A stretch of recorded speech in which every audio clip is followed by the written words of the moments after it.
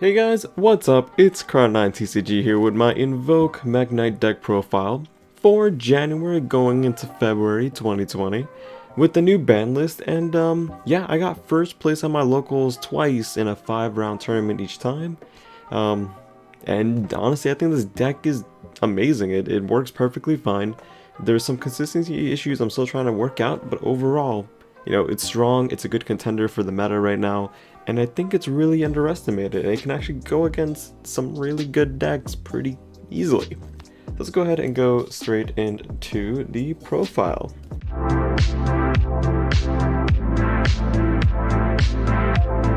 You know, obviously we're playing 3 Alistair the Invoker.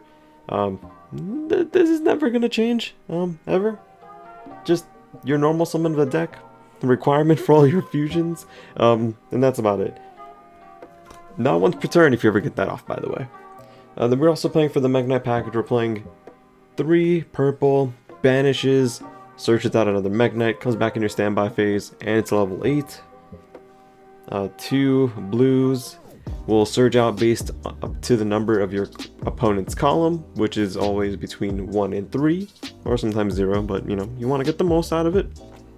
And 1 indigo to move around your MEKK-KNIGHT, and again he's a level 8. Debating on bumping him and blue up to 3, still kind of iffy on that, but right now I'm perfectly content with this. It works fine. I have no need to play yellow or red right now. Maybe if red becomes more useful, maybe I'll play him. Yellow is great, but I don't always have MEKK-KNIGHT to banish, because a lot of time I want to use them for macabre fodder. And for the last monster that's not a hand trap, we play 1 Prankatops. He's at 1 now. It doesn't hurt to main him, to be honest. I don't know what my logic was. Oh, he's at 1, I can play him now. And surprisingly enough, he's come up way more than I expected at 1. So, not gonna be mad at that one. For the hand traps, we're playing 3 Phantasmes. You really need to fix your hand in this deck.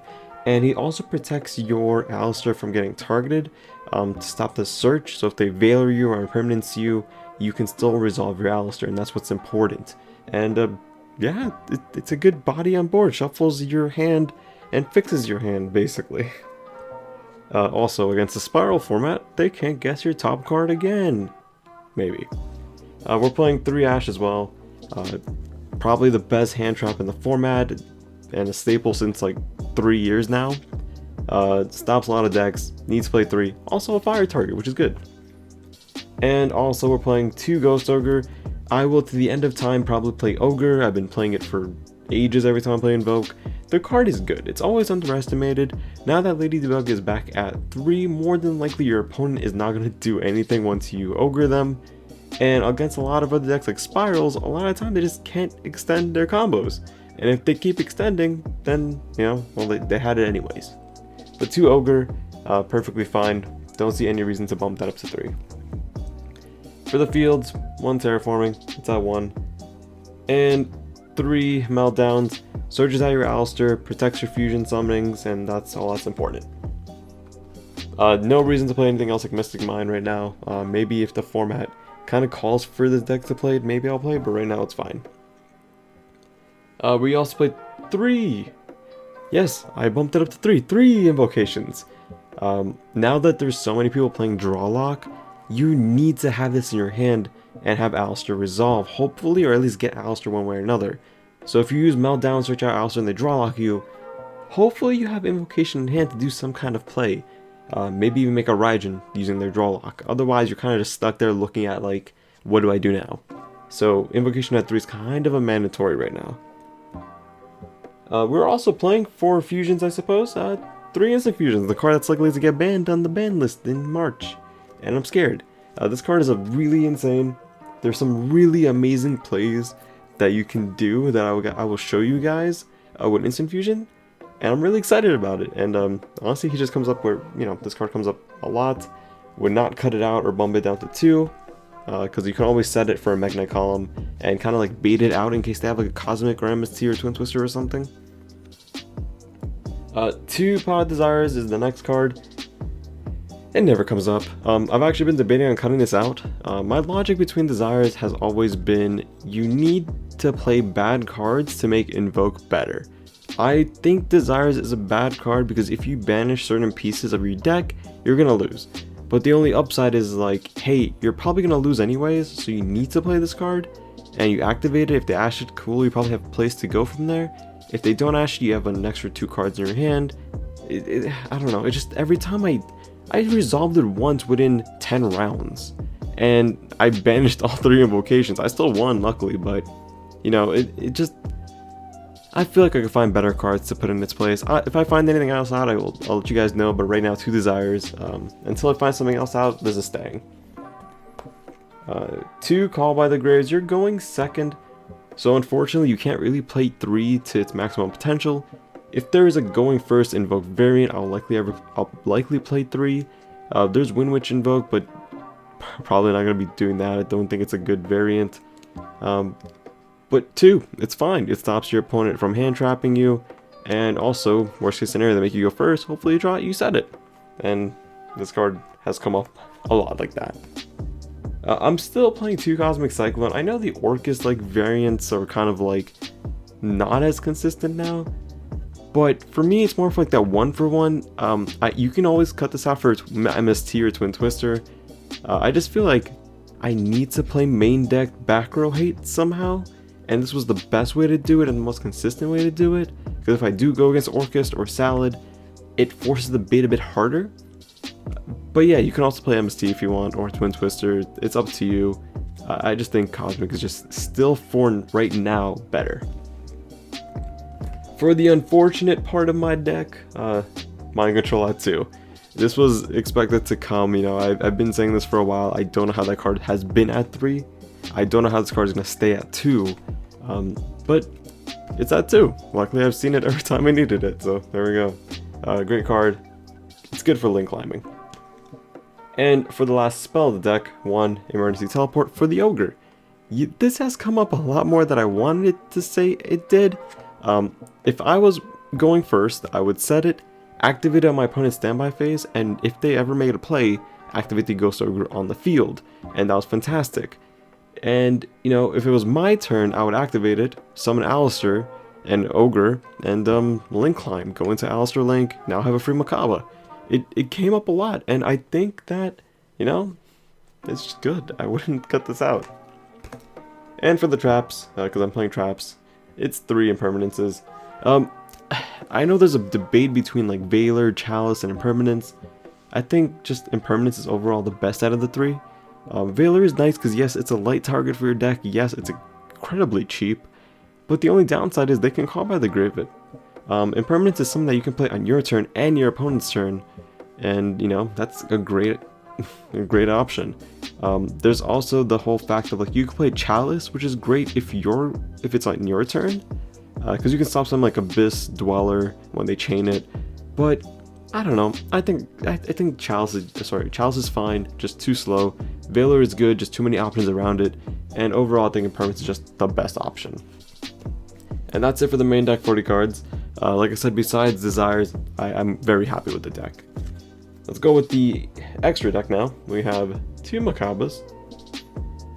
Just your negate. Very easy to make in this deck.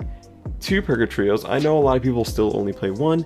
I don't know why. You can make it so consistently. You can link climb with it. Everyone's like, whenever I would activate Invocation another time, because like you can activate like 8 times basically.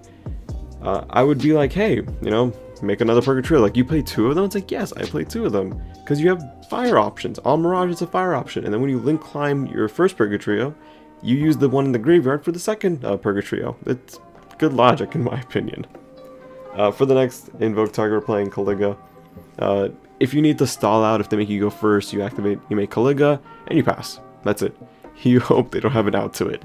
A lot of decks can't play around just one activation effect, and then they attempt to attack it, you activate Alistair, boom, you're at 2800 defense, and you survived. And yeah, it's a great card, it's a level 4, so if you want to play Utopia double, there's your option. I would not recommend it though.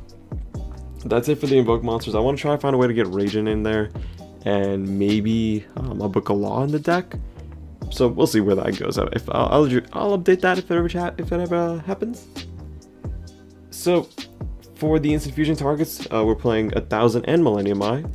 And yeah, they come up every game. I know people are kind of like still iffy on Millennium Eye and Invoke. My thing is, if I don't have a hand trap and I feel like my hand is very fragile, I want to go for Millennium Eye. If I need to break their board, I'm going to go for 1000 Eyes. And a fun fact, you can now end on the board and end your turn with a Millennium Eye on the board and pass, and it will still stay there. And I'll show you guys how in a second. Actually, show you guys right now. This card, new card, Cloth Sheep. So, I don't know if I can show you guys this. Hold on. Will it focus? Okay. Fusion Summon. So when you fusion something and it points to this, basically. If you fusion summon, you get to special summon one level 4 or lower monster from your graveyard. These are level 1. Oh, let me focus. These are level 1. So you can either activate 1000 Eyes twice, or you can activate Millennium Eye and have it like this. And you can pass on this. And congratulations, you have an extra negate that's actually super insane on your board. It's mind-boggling that, like, this card is a thing. This has to be like the best Invoke support in a while. So this is gonna be an option. I did not play this because you know, the set just came out. I'm putting it in my extra deck. It is just too good not to put in. I'm just letting you guys know this now. I'm just showing you guys what list I've won with. Following that, we play one Tingirisu. You have a lot of level 8s. You play Mind Control. You have options to make them. For the links, we're playing one Secure Gardener, one Link Karibo, one All Mirage. I think this is a great level 1 package. I might cut out the Link Karibo for Cross Sheep now that we have the option to, you know, just link climb a little bit differently. But right now, these are your best level 1s to play in the deck. Either of these go into Secure Gardener, which lets you go into a Makaba, your fire target, your level 1 target, and just your Cyber's target, basically. For the higher links, we play one... Oh, knew that was going to happen sometime in this video. One Alistair the Invoker of Madness. One Underclock Taker, which is likely to get replaced with Cross Sheep, so I'll do this for now. One Decode Talker, and one Boral Sword. Alistair Link is obvious. We don't need more than one. I feel like once you resolve him, you usually win that game. Underclock came in clutch against a Grand Maju player, but overall, like it wasn't really needed. Decode Talker, because honestly, just having that targeting protection is super important a lot of time. If they attempt to compulse you, target you with Crackdown and permanents, etc., you have the protection, and that's really useful. Same thing with like Lost Winds, right? You have options. And then Boral Sword for game, simple enough. Like I said, Cross Sheep is going to be likely replacing Underclock, unless I decide to take Link Karibo after this. I need to do some testing, but this is coming in somehow. So good of a card, my god! The side deck is always going to change, but right now, as of January 2020, for the combo decks, we're still playing 3 Nibiru's, just a blowout card a lot of the time. We're playing 3 Lancias still. I know a lot of people are still kind of like iffy against Lancia, but against Spirals they really can't do as much. Against Orcus they still lose. Against like Grand Maju players, which I've seen kind of floating around a bit more, they can't do anything that turn usually. Maybe make like an Exene pass. And against Invoke beer matches, you win. Honestly, I'm likely, if anything, to take these out for a bit more going first options, but let me show you guys the rest of it. I'm playing 2 Twin Twisters. My reasoning is I'm already playing 2 Cosmic Cyclones, so I kind of wanted to find a way to fit in more back row hate, but not too much of it to where it's overwhelming. If Altergeist, Guru, and all those decks start getting more popular, I'm definitely taking out the Lancias and throwing in a 3rd Twin Twister and maybe something else, but we'll see when that time comes. A bit more for the back row hate, I'm playing 3 Evenly Matches. A lot of going first decks will still make me go second, because they need to set up their board. If I go first and I do anything to disrupt their board, they're likely not getting through with it. So, you know, I'll always side this in, even if I feel like I'm going to be going first. So for the going first options, as you guys can see, we're playing 3, there can only be 1. This deck plays around this very easily. You can always activate your MEKK-KNIGHT to make sure it's banished, summon another one, make some kind of plays, and yeah, your MEKK-KNIGHT's on standby. It won't return to the field, they'll attempt to, but then they'll just go straight to graveyard. So that gives you light fodders for Makala, and that's pretty nice. But yeah, I mean, it just shot out a lot of decks. Salads couldn't play, a lot of decks that just have the same type just couldn't play, and that's all you needed. And then for the last card, one red Rubik, it's only at 1, and that's kind of sad. But like I said, if anything, these will likely end up being crackdowns.